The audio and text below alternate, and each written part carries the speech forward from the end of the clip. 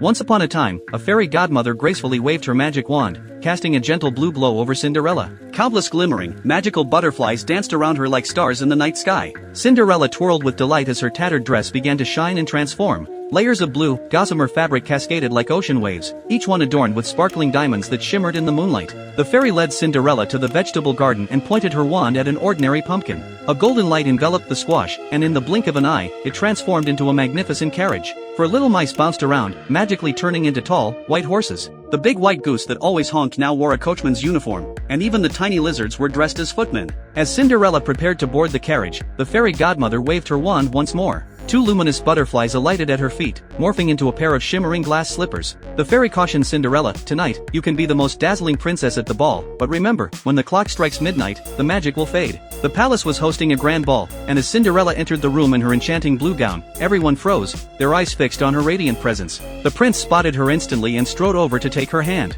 They whirled around the dance floor as if they were the only two people in the world. The prince had orchestrated this entire event just to find the girl he had met that fateful day. He led Cinderella to a tranquil garden and gently pushed her on a swing. When her glass slipper accidentally slipped off, the prince knelt down on one knee to place it back on her foot, terrified she might vanish again. As they were deep in conversation, the clock suddenly chimed midnight. Cinderella, remembering the fairy's warning, fled without a word, leaving behind a single glass slipper in her haste. The prince chased after her, only to see the carriage speeding away. With the final toll of the clock, the magic began to unravel. The white horses reverted to mice, the coachman back to a goose, and the grand pumpkin carriage rolled on the ground as an ordinary squash once more. Cinderella made it home safely, carefully hiding the remaining glass slipper beneath the floorboards. This enchanting night felt like a dream she never wanted to wake from.